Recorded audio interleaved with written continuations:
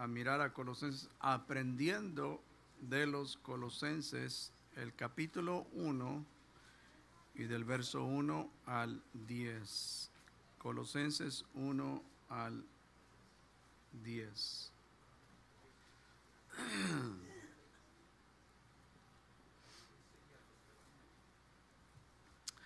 Pablo, apóstol de Jesucristo por la voluntad de Dios, y al hermano Timoteo, a los santos y fieles hermanos en Cristo que están en Colosas, gracia y paz sean a vosotros de Dios nuestro Padre y del Señor Jesucristo.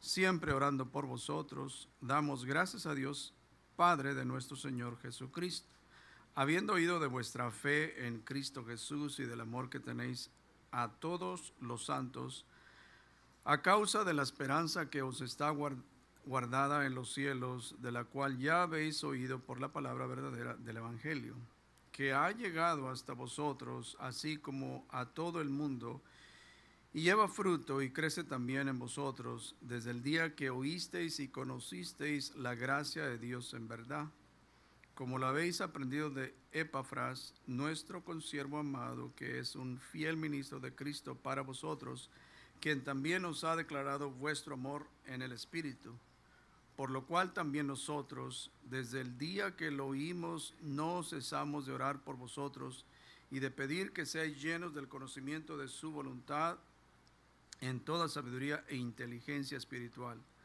Y el verso 10 dice, para que andéis como es digno del Señor, agradándole en todo, llevando fruto en toda buena obra y creciendo en el conocimiento de Dios. Vamos a orar, hermanos. Padre, en esta mañana nuevamente te damos muchas gracias. Gracias por tu bondad, por tu misericordia. Gracias, Señor, por salvarnos, rescatarnos de esa vida pecaminosa. Y ahora nos encontramos, Señor, en este lugar, como lo acostumbramos cada domingo, de adorarte, de darte gracias y escuchar tu palabra, y pedimos que a través de ella, Señor, bajo la unción de tu Espíritu Santo, tú hables a nuestros corazones. Pedimos también por nuestros amigos que están con nosotros, nuevamente que tú hables a sus vidas, Señor, y que reconozcan que tú eres el único y sabio Dios, que ha venido a este mundo a salvar lo que se había perdido. Te damos gracias, amado Señor, en tu precioso nombre, Jesús. Amén. Pueden sentarse, hermanos.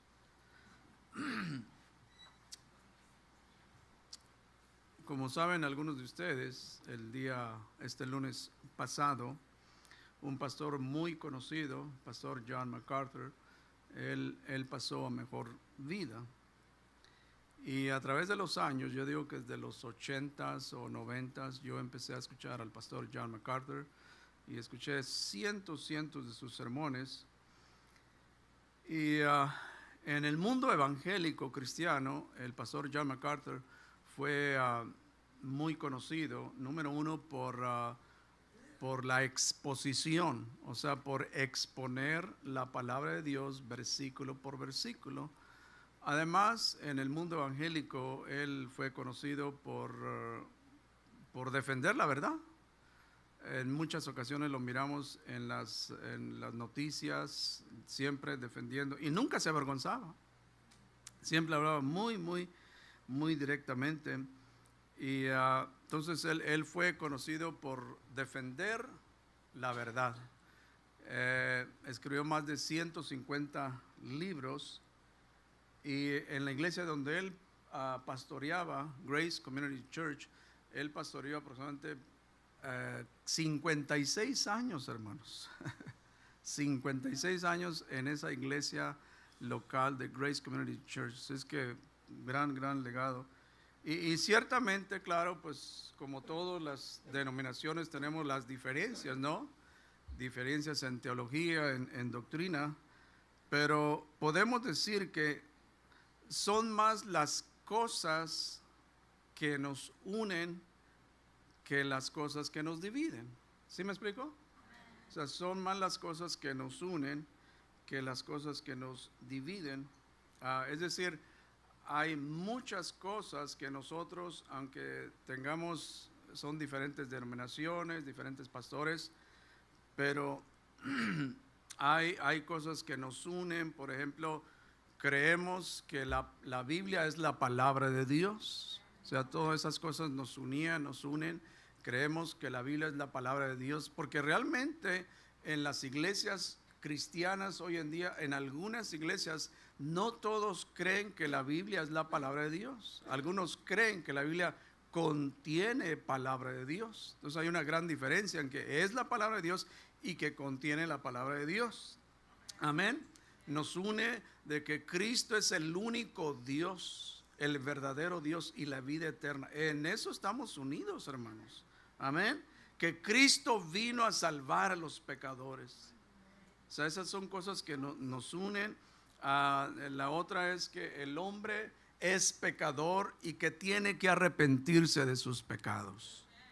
Amén. Otra de las cosas que es que creen el matrimonio bíblico, que el matrimonio bíblico se compone de un hombre y una mujer. Ahora, es triste y vergonzoso decirlo que hay iglesias que se llaman cristianos que están aceptando a matrimonios del mismo sexo. Yo personalmente, yo no me voy a unir a esos grupos, hermanos, porque la Biblia está muy claro en eso. Amén. Bueno, hay pocos amenes, pero es la realidad, es la realidad. Y otra cosa es que nos une, es que el Dios del cielo va a juzgar a los vivos y a los muertos. Amén. Entonces, y podemos mencionar muchas otras cosas. Y claro, hay cosas, diferencias que son puntos secundarios. Es importante de poner lo que es lo esencial y lo secundario. En lo esencial debemos estar unidos. Amén. Pero las cosas secundarias, yo creo que eso no nos debe de dividir. Amén.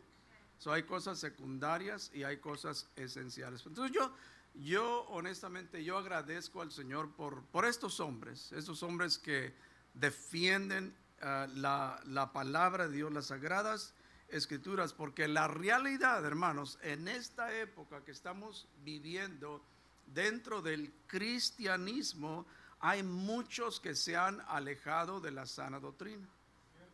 Es la realidad. Muchos se han alejado de la sana doctrina. Es por eso que siempre estamos orando y pidiendo al Señor que Dios levante hombres que tengan un amor a Cristo. Que tengan un amor a Cristo, que tengan un amor a la iglesia, que tengan un amor a la Biblia, que defiendan la verdad. La palabra de Dios es la verdad y nosotros tenemos que defenderla. Tenemos que proteger la palabra de Dios porque hay lobos, hermanos. Se quedaron todos callados, pero hay lobos en el pueblo del Señor. Entonces hay lobos que entran, que no perdonan al rebaño. Y se recuerdan cuando Pablo, el apóstol, estuvo en Éfeso y antes de despedirse de los hermanos, especialmente dice que él llamó a los ancianos de la iglesia, a los líderes. Y Pablo allí les encomendó, muy importante, les encomendó a los ancianos. Mira ahí rápidamente en Hechos capítulo 20, verso 29. Y yo creo que este versículo, hoy en día tenemos nuevamente los jóvenes. Y claro, hacemos un llamado a los jóvenes que no se duerman, que defiendan la verdad. Porque los lobos entran y ellos no perdonan al rebaño. Y yo los he visto, los sigo mirando y por eso es importantísimo que nosotros la iglesia prediquemos la palabra de Dios. Entonces dice aquí Hechos 20, 29, dice, porque yo sé, Pablo sabía, dice, porque yo sé que después de mi partida, o sea, yo voy a salir. Dice, entrarán. Es decir, los lobos rapaces, ellos estaban ya nomás esperando que Pablo saliera para entrar allí y devorar ¿a quién? A las ovejas. Y luego dice, y luego no solamente eso, dice, y de vosotros mismos, ¿de quién? No dice de allá afuera van a entrar, sino que de vosotros mismos, del mismo pueblo del Señor. Dice, se levantarán hombres que hablen cosas perversas. Es increíble, hermanos, cómo lo miramos hoy en día de hombres que hablan cosas perversas. Dice, para arrastrar tras sí a los discípulos. Entonces, nuevamente, los lobos están entrando encubiertamente. A los lobos no les importa el rebaño. A los lobos lo único que les importa es ellos mismos. Amén. Yo sé que no hay muchos amenes. Y hay gente que se molesta con uno cuando uno menciona eso. Pero uno tiene que advertir, porque no nos damos cuenta el daño espiritual que causan estos hombres. Alabado sea el nombre del Señor. Pero hermanos, bueno, esta era la introducción solamente. Vamos a entrar allí a estos versículos de esta gran epístola del apóstol Pablo a los colosenses. Recordemos que estas cartas fueron escritas a quienes, a los cristianos, a los creyentes de los alrededores. ¿Para qué?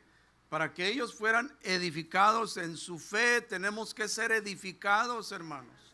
No nomás es no nomás es de yo acepto a Cristo, lo recibo en mi corazón y todo lo demás va a estar de mil maravillas. No, hermanos, tenemos que crecer en la fe de nuestro Señor Jesucristo. Tenemos que madurar. Tenemos que dejar los principios, es decir, las cosas de niños espiritualmente hablando, y tenemos que crecer. Alabado sea el nombre del Señor. Y gracias a Dios por las cartas que nosotros tenemos, que después de 2000 años, como mencionamos, si Dios nos permite, si Dios nos concede en el año 2033, el cristianismo estará cumpliendo 2000 años, hermanos. Imagínese usted, es algo grande. Si Dios nos permite llegar al año 2000, porque ¿cuándo murió? En el año 33 después de Cristo, el año 2033. Amén. Entonces, gracias a Dios que tenemos las cartas paulinas y las otras cartas que nos ayudan, nos edifican. Amén. Nos enseñan, nos redarguyen, nos corrigen. Y Pablo el apóstol, él fue llamado a ser ¿qué? Apóstol de Jesucristo, dice, por la voluntad de Dios. Entonces, esta carta fue dirigida a todos los santos y fieles hermanos que están en Cristo, y nosotros somos llamados santos. Santo significa ¿qué? Separado. ¿Separado de qué? Separado del pecado del mundo, pero separados para servir a Dios. Porque una cosa es separarnos de las cosas mundanas, es una cosa, y otra cosa nos separamos de esas cosas, y otra cosa es nos separamos de eso, pero nos unimos a Cristo Jesús para servirle a Él de todo corazón. Amén. Entonces, santos son aquellos que han sido separados del pecado y separados para Dios. Amén. Hemos sido separados para Dios y formar ese cuerpo, esa iglesia que Cristo compró con su sangre preciosa. Ahí está la palabra de iglesia, eclesía, que significa una asamblea de los llamados. Amén. Es decir, una asamblea que hemos sido llamados fuera de. Amén. Fuera de este mundo. Dice, hemos sido llamados fuera de un sistema que es gobernado por ¿quién? Por el príncipe de las tinieblas. Cristo nos sacó de ese mundo pecaminoso. Debemos agradecer al Señor cada día porque nos sacó de ese estado de tinieblas, de ese engaño, de esa mentira donde nosotros estábamos. Pero para formar parte, ser parte de una comunidad de creyentes unidos a Cristo que proclaman ¿qué? La verdad. Proclamamos la verdad. Amén. Entonces no somos un grupo social, somos la iglesia de nuestro Señor Jesucristo. Como dice Pedro, somos linaje escogido, somos real sacerdocio, somos una nación santa, pueblo adquirido por Dios. ¿Para qué? Para anunciar las maravillas de Dios. Para eso el Señor nos llamó, para anunciar las maravillas de Dios. Para eso lo llamó usted, joven, adulto, varón, mujer, para que anunciemos las maravillas que Cristo, lo que Cristo hizo por nosotros, en nosotros. Que Cristo nos sacó de ese mundo pecaminoso. Entonces, la Biblia, claro, usa varios nombres para describir a los que han sido separados del mundo y separados para Dios, que somos creyentes. ¿Por qué somos llamados creyentes? Porque creemos en Cristo. Un creyente cree en Cristo. Amén. Y somos llamados santos, ¿por qué? Porque hemos separado del mundo, pero separados para Dios. Amén. Y somos también, la Biblia nos llama hermanos, porque hemos nacido de un mismo espíritu. Entonces, cada uno de nosotros, nosotros nos llamamos hermanos, hemos nacido de un mismo espíritu. Somos parte de la familia de Dios. Hay unidad, hay amor, hay honestidad. Y es porque Cristo Jesús, Él es quien nos compró con su sangre preciosa. También la Biblia dice que somos escogidos. Amén. Fuimos escogidos por Dios mismo. Qué maravilloso esto, hermanos. Que fuimos escogidos por Dios. Y también somos llamados discípulos. Amén. ¿Por qué? Porque constantemente estamos aprendiendo ¿de quién? De Jesús.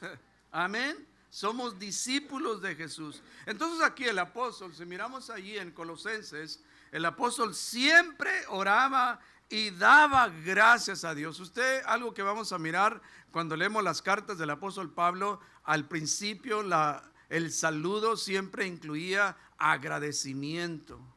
Agradecimiento por lo que Dios había hecho en él. Entonces dice aquí, el versículo 3 dice, siempre orando por vosotros. Amén. Esa es la vida del cristiano, de que siempre es una vida de oración. Amén. Debemos orar constantemente por la iglesia. Debemos orar por este mundo. Debemos orar por nuestro país. Debemos orar por las almas, para que las almas conozcan a Cristo Jesús. Debemos tener esa pasión por el evangelio y compasión por los pecadores. A veces se nos olvida. A veces nos ocupamos mucho en las actividades de la iglesia y todo lo demás. Se nos olvida que hay un mundo perdido, un mundo que necesita a Cristo, un mundo que no tiene discernimiento, ha perdido el discernimiento. Y es por eso que nosotros somos llamados también la luz del mundo, la sal de la tierra. Cristo dijo eso. Amén. Entonces no nos olvidemos de orar. Orando, como hace algunos años pusimos una frase, orando fervientemente, orando constantemente y orando específicamente. Amén. Nuevamente, orando fervientemente, orando constantemente y orando específicamente. Por eso cuando nosotros oramos, siempre nuestras oraciones tienen que contener alabanza al Señor. Cuando nos presentamos delante de Dios y empezamos nuestra oración, te doy gracias en este día que tú me das, Señor. Gracias porque me das una nueva oportunidad. Te agradezco, te alabo, te honro. Entonces ya después empezamos un tiempo de intercesión y también un tiempo de arrepentimiento. Usted dirá, bueno, pues yo hace 35 años me arrepentí de mis pecados. Y ya no, hermanos. El cristiano debe vivir una vida constante de arrepentimiento. Porque nosotros pecamos con nuestra mente, con nuestras acciones. Pecamos con nuestro corazón, todo eso, hermanos. Quizás usted ya no es el borracho, el drogadito de antes, pero aún así todavía hay ciertos pecados, la avaricia, la tentación, el orgullo, la vanidad y todo eso. Son pecados, hermanos, que debemos arrepentirnos. Señor, hazme más sencillo, más humilde. Debemos estar orando para que el Señor nos haga más humildes, hermanos. Amén. Usted dirá, oh, yo soy el más humilde de mis hermanos. No, no es cierto. Miren en el siguiente versículo. Ahora, los colosenses tenían tres cosas fundamentales. Mire el versículo 4, porque estamos aprendiendo de los colosenses. Dice, habiendo oído de vuestra fe en Cristo Jesús y del amor que tenéis a todos los santos, a causa de la esperanza que os está guardada en los cielos. Número 1, la fe en ¿quién? En Cristo. O sea, nuestra fe está puesta en ¿quién? En Cristo. Y luego, ¿qué otra cosa ellos tenían? El amor. Fe en Cristo, amor a los santos. Y luego la otra es que la esperanza de la vida eterna. Qué hermoso, hermanos. Tenemos la fe en Cristo, amamos el amor que tenemos unos a otros, pero tenemos la esperanza de la vida eterna. De que este mundo no es nuestro hogar. Yo de pasada voy. Tenemos un lugar más allá del sol. Eso es lo que nos da el sentido a la vida, es saber en medio de las pruebas, tribulaciones, angustias, enfermedad y todo lo demás, sabemos que tenemos una esperanza gloriosa, la esperanza de la vida eterna.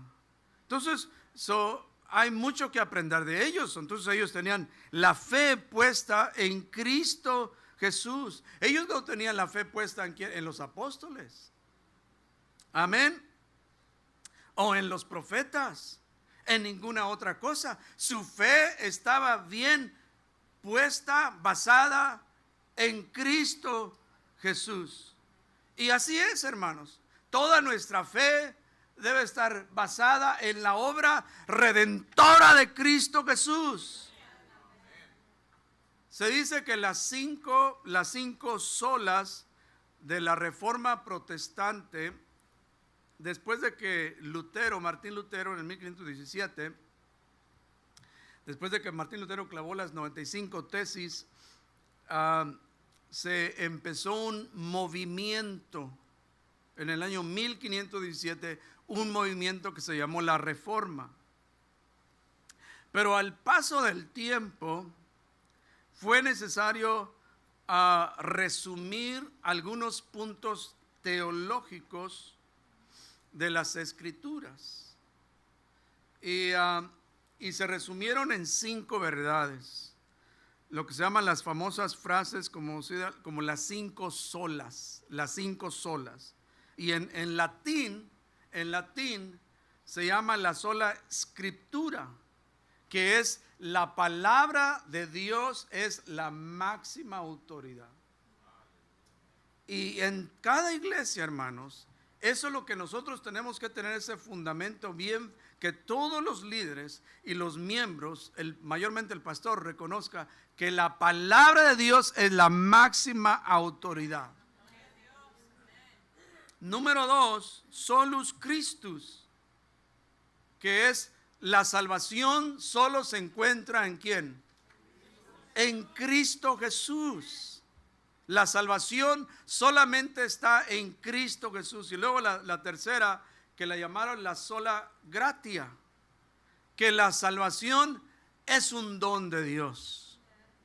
La salvación no se gana, no es por méritos, no es porque usted viene a la iglesia todos los domingos, o porque usted trae sus diezmos, o porque usted sirve. No. La salvación es un don de Dios. Número 4, lo llamaron la sola fide, que la salvación se recibe cuando nosotros ponemos nuestra fe en ¿quién? En Cristo.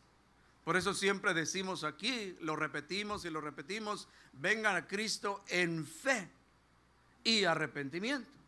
Vengan a Cristo en fe y en arrepentimiento. Y la última, que se llamó la soli de gloria, que el propósito de todo esto de la salvación es traer gloria a Cristo Jesús. Amén. Nuestra salvación no está basada en ninguna institución humana. Amén. Ninguna organización asegura o garantiza la salvación. Es decir, si tú perteneces a esta iglesia, a esta denominación, a esta organización, aquí tú vas a estar seguro. No. La iglesia o la organización no es la máxima autoridad. La máxima autoridad está en las Sagradas Escrituras. Le preguntaron a John MacArthur, escuche esto. Y luego alguien le hizo una pregunta. Porque lo que allí creo que una vez al mes hacían es, tenían una sesión de preguntas y respuestas con John MacArthur. Entonces alguien le hace la siguiente pregunta. Y le preguntan, ¿qué tanta autoridad tiene usted como pastor? Le hacen la pregunta, ¿qué tanta autoridad tiene usted como pastor? Y la respuesta de él fue, yo no tengo ninguna autoridad. La Biblia es la máxima autoridad. ¿Cómo la ven? Y posiblemente algunos pastores tienen problemas con esta respuesta. Amén. Sí, la máxima autoridad es la palabra de Dios. Yo me sujeto a la palabra de Dios. Todo lo que yo hable aquí, que no sean mis opiniones, sino que esté basado, me sujete, me alinee a la palabra de Dios. Amén. Para que en aquel día el Señor sino que yo me sujete a esta, porque esta es la palabra de Dios. Bendito sea su nombre. El único que nos puede salvar es Cristo Jesús. ¿Qué dice Hechos 4:12? Bueno, no todos lo saben. Hechos 4:12 que dice que en ninguno otro hay salvación, en ninguno otro bajo el cielo. Amén. Solamente Cristo. Ame a Cristo. Predique a Cristo. Defienda a Cristo. Hablemos de Cristo, hermanos. Agrademos a Cristo.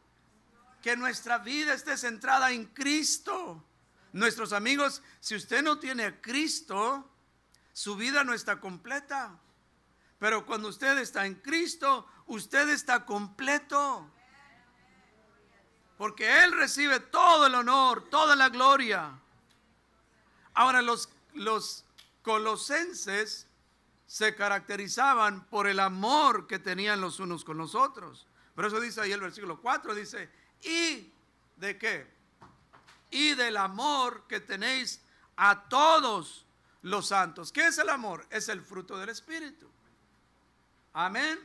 Entonces, cuando usted está conectado a Cristo, cuando usted se arrepiente, usted recibe a Cristo, usted confiesa a Jesús como su Señor y Salvador, tiene que dar ese fruto de amor. Si usted no ama, entonces pregúntese, ¿realmente ha nacido de nuevo? Porque ese es el fruto del Espíritu, es amor. Usted empieza a amar. Algo que personalmente me maravilló cuando yo me bauticé a la edad de 19 años y en el año 83. Y honestamente, yo lo he dicho antes, que yo tenía coraje, odio, rencor y todo lo demás. Y algo que me maravilló, después de que me bauticé, me arrepentí de mis pecados, que yo empecé a sentir amor. Ahora explíqueme, ¿cómo es eso? De repente uno empieza a sentir amor. Amor por la gente. Amor por aquellos que uno odiaba. O sea, explíqueme por favor. Solamente fue una obra del Espíritu Santo. Fue una evidencia, no es la evidencia, fue una evidencia de que había nacido de nuevo. Amén. Y es importante que todo creyente, si usted realmente ha nacido de nuevo, si se ha arrepentido, si es creyente, tiene que tener evidencias, hermanos.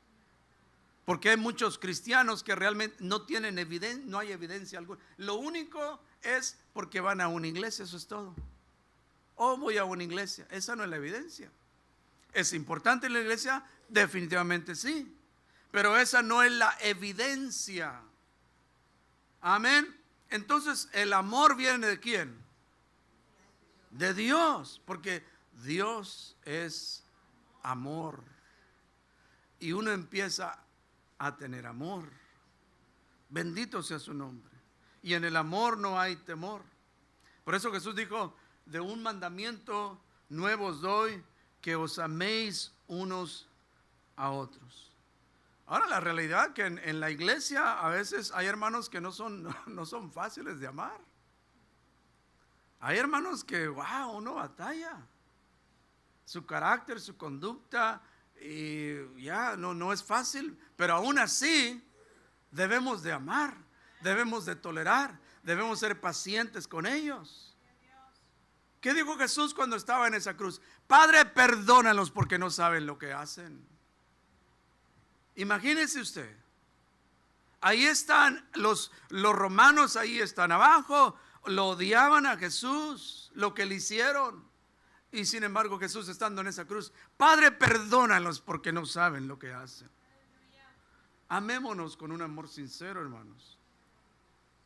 Como dice ese canto, no de labios solamente, que seamos sinceros, que no seamos hipócritas, que no le digamos al hermano ahorita, amén, te amo, oh, qué bonito, y luego salimos y mira este que se cree, y este quién es. No, hermanos, no seamos de doble. Hay gente así. Oh, hermanito, oh, qué bonito, hermano. Amén. Y luego ya después ya cuentan otra historia. No. Ahora, el versículo 5, los colosenses, estamos aprendiendo de los colosenses. Los colosenses tenían la esperanza gloriosa de la vida eterna. Dice, a causa de la esperanza que os está guardada en los cielos. Ahora, esta esperanza no es que, pues a ver si tú vas a ir al cielo. Pues estoy tratando. Pues le estoy tratando. Por saber si la hago. No. Esta es una esperanza que sabemos porque Cristo garantizó esa esperanza de la vida eterna. No está basada a lo que usted hace de cada día. De que ahorita tengo la esperanza, mañana pues no sé. O el siguiente, no sé. No, hermanos, esta es una esperanza viva, guardada en los cielos. Porque es una esperanza, una certeza basada en la persona de nuestro Señor Jesucristo. Pedro nos dice que según su grande misericordia, y no dice solamente su misericordia, dice su grande misericordia, que nos hizo renacer para una esperanza viva. Eso es lo que nosotros tenemos. Por eso al salir de este lugar en este día, yo tengo una esperanza viva que no todos tienen, que mis parientes no tienen, que mis amigos, compañeros, tengo esa esperanza viva. Pero no nomás es para decir, tengo una esperanza viva. No. Es para decir a otros hermanos. Es para compartir. Oh, ellos no tienen esa esperanza que yo tiene. Por lo tanto, hay que compartir esa esperanza. Dice, por la resurrección ¿de quién? De Jesucristo. La resurrección de Cristo hizo posible nuestra esperanza viva. Oh, queridos hermanos, qué hermoso esto que nosotros tenemos. Dice, para una herencia incorruptible, incontaminada e inmarcesible, reservada en los cielos para vosotros. Amén. Reservada para vosotros en los cielos. Estaba escuchando el día miércoles hablando de John MacArthur y el día que él falleció, o el día que, sí, entonces él llamó más bien a sus hijos, llamó a sus nietos, porque él sabía que ya se iba a ir con el Señor. Y cuando estaban todos sus hijos y sus nietos ahí, y les dice, tengo una palabra. Y les dice, ¿dónde está, oh muerte, tu aguijón? Y falleció. ¿Cómo la ven? ¿Dónde está, oh muerte, tu aguijón? Él sabía que después el pecado ya no tenía el poder sobre su cuerpo. Oh, que Dios nos ayude, queridos hermanos, de terminar bien. Que Dios nos ayude a terminar bien, bien fiel al Señor Jesucristo. De terminar bien nuestra carrera. Y que en aquel día el Señor nos diga, siervo fiel, fuiste fiel al llamado. Que Dios me ayude a mí terminar bien la carrera. Que el Señor me llamó para ser salvo. El Señor no me llamó para ser pastor, me llamó para ser salvo. Pero ya siendo salvo, tenía ese deseo de hacer algo por el Señor. Tenía ese deseo de hacer. Dije, yo no me voy a quedar aquí sentado. No, algo tiene que pasar. Entonces, la esperanza, queridos hermanos, que tenemos ya está reservada en los cielos. Y terminamos ahí, dice, de la cual ya habéis oído por la palabra verdadera del Evangelio. No ha sido psicología, hermanos.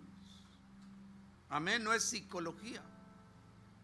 En el cristianismo hoy en día ya hasta tienen psicólogos cristianos reemplazando la palabra de Dios. ¿Qué es eso de psicólogos cristianos? No son filosofías humanas. No ha venido por medio de la ciencia. Ha sido por el verdadero evangelio que hemos escuchado y recibido. Oh, queridos, hay que atesorar, hay que defender el evangelio de Cristo nuestro Salvador.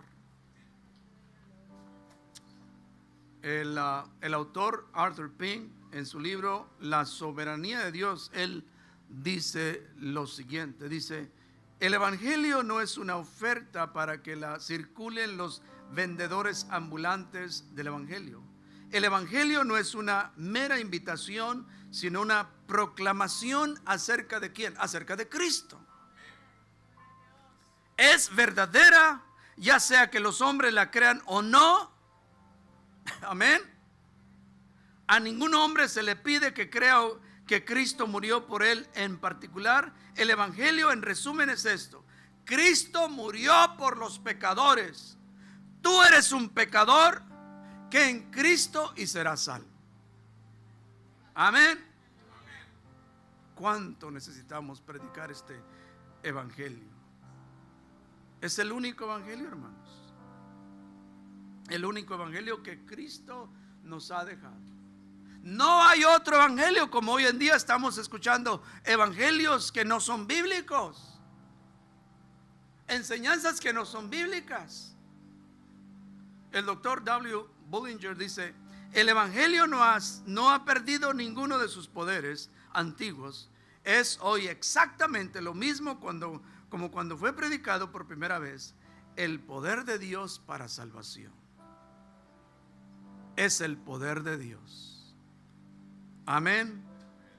No necesita ninguna lástima, ninguna ayuda, ninguna criada. Puede vencer todos los obstáculos y romper todas las barreras. No se tiene que probar ningún recurso humano para preparar al pecador para que lo reciba, porque si Dios lo ha enviado, ningún poder lo puede estorbar. Solamente prediquemos el evangelio, prediquemos la palabra, y la palabra hace todo lo que tiene que hacer en los corazones de los hombres. Eso es todo.